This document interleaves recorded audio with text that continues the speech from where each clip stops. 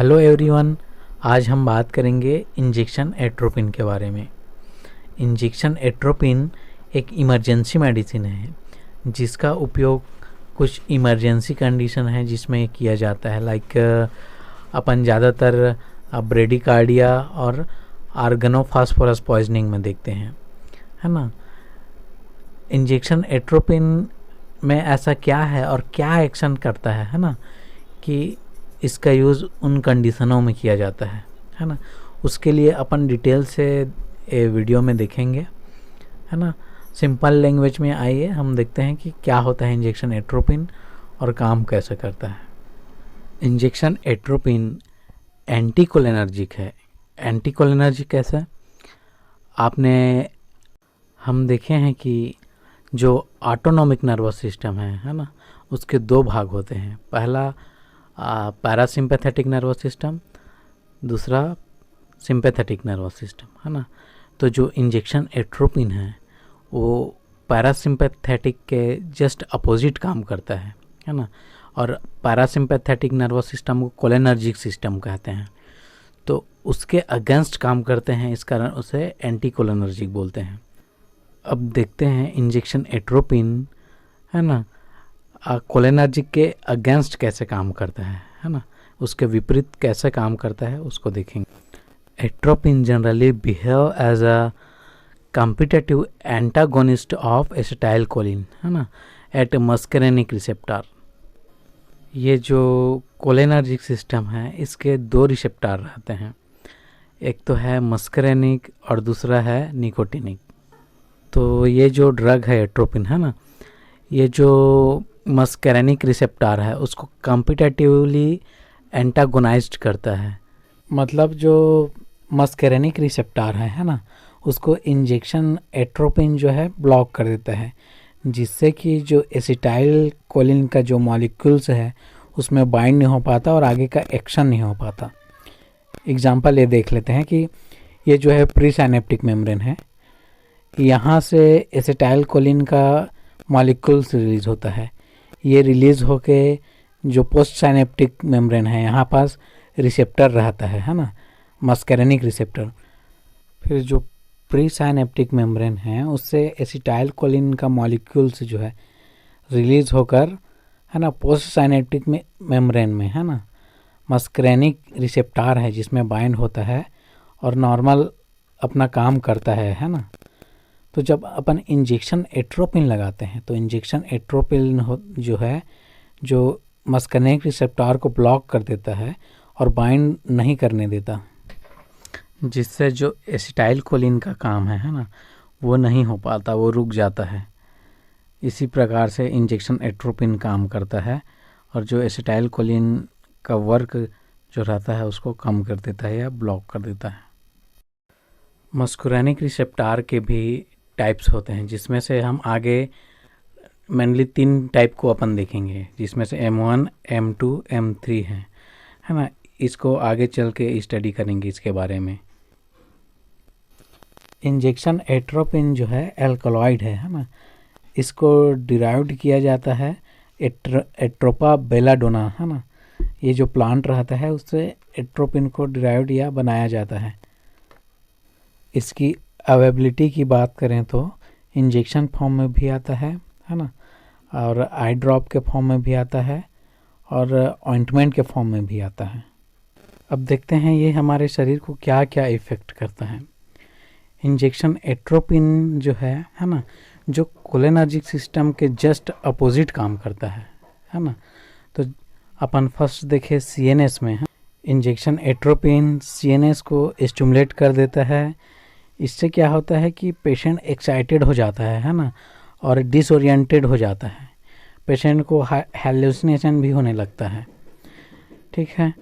उसके बाद देखते हैं कार्डियोवैस्कुलर सिस्टम में, तो हार्ट रेट बढ़ा देता है ना, पाल्पिटेशन फील करता है पेशेंट। उसके बाद आई में देखें तो मिड्रियासिस करता है, मतलब प्यूपिल को डायलेट कर देता है ना। साइक्लोप्लेजिया जो मसल्स प्यूपिल में कंस्ट्रक्शन और डायलेशन के लिए रिस्पॉन्सिबल रहता है, उस मसल्स को पैरालाइज कर देता है। इससे पेशेंट को फोटोफोबिया होने लगता है और और ब्लरिंग दिखाई देने लगता है। अब आते हैं शरीर के स्मूथ मसल्स में, है ना।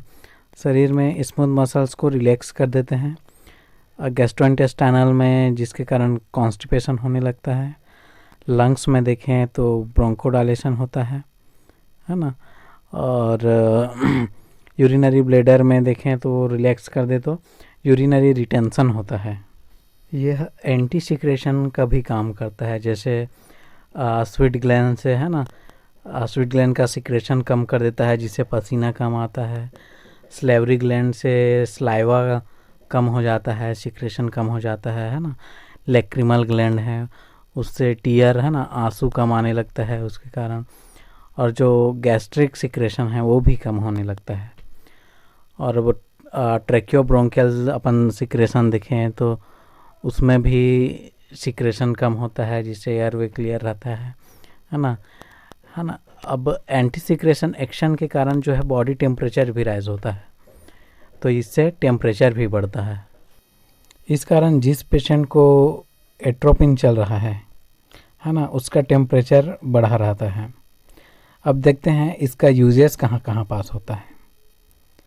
तो सबसे पहला, it is act like a cardiac vagolytic, मतलब यह जो है हार्ट पर जो वेगस का इफ़ेक्ट है ना, उसको कम कर देता है या कम्प्लीटली स्टॉप कर देता है, जिससे कि हार्ट रेट बढ़ जाता है ना। तो इसको अपन साइनस ब्रेडिकार्डिया में दे सकते हैं।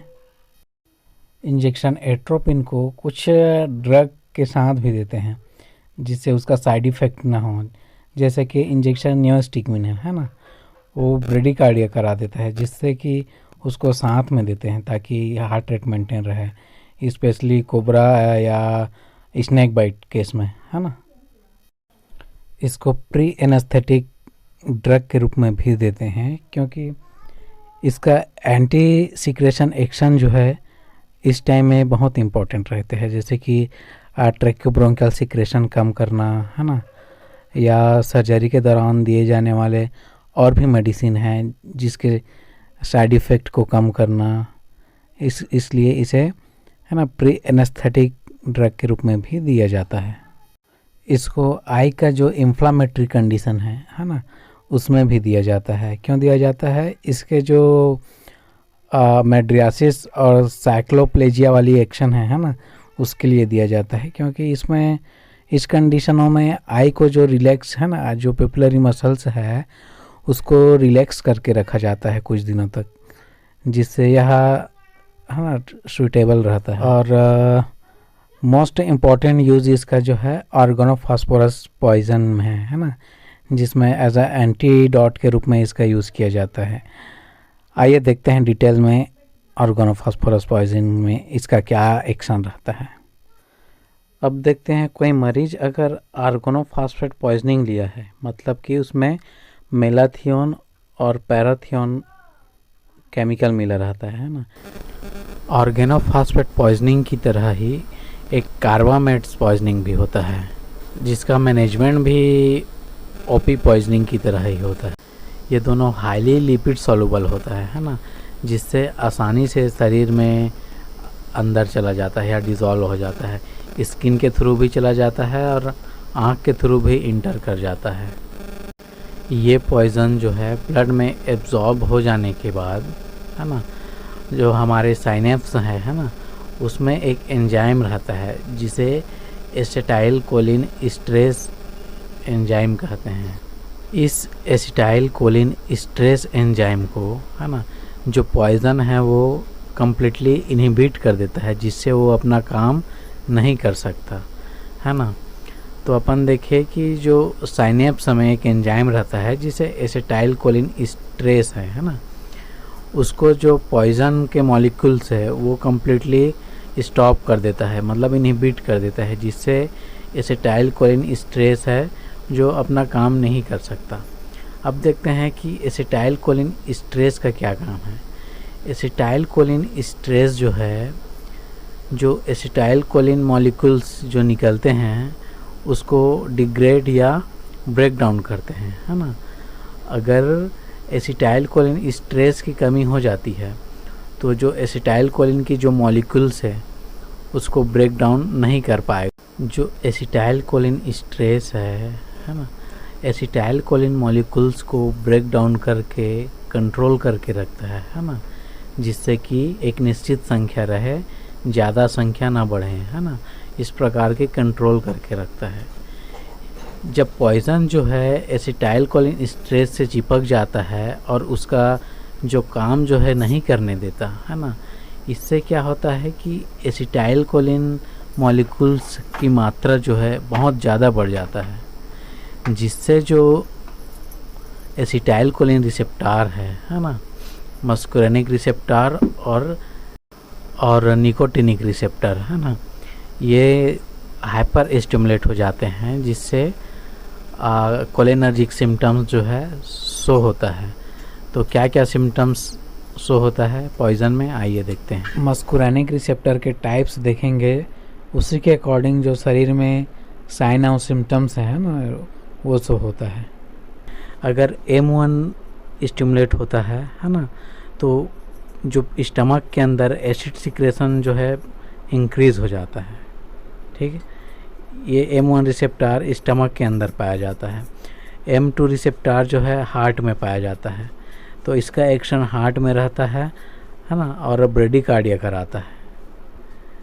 ठीक, M3 रिसेप्टार स्टिमुलेट होता है, तो उससे वो जो है आई में रहता है, जिससे पेन पॉइंट हो जाता है आई, है ना, और ट्रेकियोब्रोंकियल सिक्रेशन बढ़ा देता है ना, ब्रोंको कंस्ट्रिक्शन कराता है, जिससे ब्रीदिंग डिफ़िकल्टी होता है ना, और सिक्रेशन बहुत आने लगता है ट्रेकियोब्रोंको सिक्रेशन के कारण, है ना, और इंटेस्टाइन में भी एक्ट करता है, उसमें बढ़ा देता है पैरास्टाइसिस मूवमेंट, जिससे डायरिया होता है ना, यूरिनेशन बार बार होता है, ब्लेडर में एक्ट करता है और यूरिनेशन बार बार होता है। ठीक है, ये सब सिम्टम्स अपन ऑर्गेनोफॉस्फेट पॉइजनिंग में देखते हैं, है ना। अब पेशेंट को हॉस्पिटल लाए हैं, अब इस प्रकार के सिम्टम्स हो रहा है ना, कंफर्म हो गया कि ऑर्गेनोफॉस्फेट पॉइजनिंग है, तो अपन इसका drug of choice injection atropine रहता है ना। इंजेक्शन एट्रोपिन जो है, जो मस्कुरेनिक रिसेप्टर्स है ना, उसको कम्प्लीटली ब्लॉक कर देता है। M1, M2, M3 जो स्टिमुलेट रहता है, उसको कम्प्लीटली ब्लॉक कर देता है, जिससे जो एसिटाइल कोलिन का मॉलिक्यूल्स जो है बाइंड नहीं हो पाता, और जितने भी अपन सिम्टम्स अभी देखे हैं वो सब धीरे धीरे ठीक हो जाता है। लेकिन इंजेक्शन एट्रोपिन जो है ना, निकोटिनिक रिसेप्टर पर कोई इफ़ेक्ट नहीं करता, है ना, जिससे जो निकोटिनिक सिम्टम्स है लाइक फेसिकुलेशन या रेस्पिरेटरी पैरालिसिस, है ना, इस पे कोई असर नहीं करता एट्रोपिन, है ना। इंजेक्शन एट्रोपिन का डोज जो है ना, सीवियरिटी एंड सिचुएशन के अकॉर्डिंग अलग अलग रहता है ना। जनरली अपन इंजेक्शन एट्रोपिन का dose 1.8 to 3 mg initial dose देते हैं, है ना, देन रिपीट करते हैं हर 5 मिनट में। कब तक रिपीट करते हैं? जब तक कि अपन, है ना, सिम्टम्स ऑफ एट्रोपिनाइजेशन, है ना, अचीव नहीं कर लेते हैं। तो क्या होता है एट्रोपिनाइजेशन, ये देखते हैं। इसमें क्या है कि पेशेंट में मियोसिस नहीं होना चाहिए, है ना, heart rate 80 beat per minute रहना चाहिए, सिस्टोलिक ब्लड प्रेशर जो है 90 mm, और स्किन ड्राई हो, मतलब कि एक्जिला ड्राई हो, और स्टेथोस ऑस्कल्टेट करेंगे तो एयर एंट्री, है ना, लंग्स में प्रॉपर हो, पहले से इम्प्रूवमेंट हो, मतलब सिक्रेशन कम हुआ हो। ठीक है, तो ये चीज़ अचीव कर लेते हैं तो अपन जो इनिशियल डोज हर 5 मिनट पे रिपीट कर रहे हैं, है ना, उसको अपन स्टॉप करके मेंटेनेंस डोज स्टार्ट करेंगे। और इसमें हमें एट्रोपिन टॉक्सिसिटी का भी ध्यान रखना है। जनरली अपन 2 से 5 दिन तक एट्रोपिन चलाते हैं, फिर टेफर करते हैं। इस प्रकार से इंजेक्शन एट्रोपिन का टॉपिक जो है ख़त्म हुआ। अपन प्रालिड्रॉक्सिम, है ना, पाम, जिसे इंजेक्शन पाम बोलते हैं, उसके बारे में अपन डिटेल से नेक्स्ट वीडियो में देखेंगे, है ना। अगर वीडियो अच्छा लगा हो तो, है ना, लाइक एवं सब्सक्राइब करें और कमेंट्स करें ताकि मैं और इससे अच्छा वीडियो आपके लिए बना के ला पाऊँ।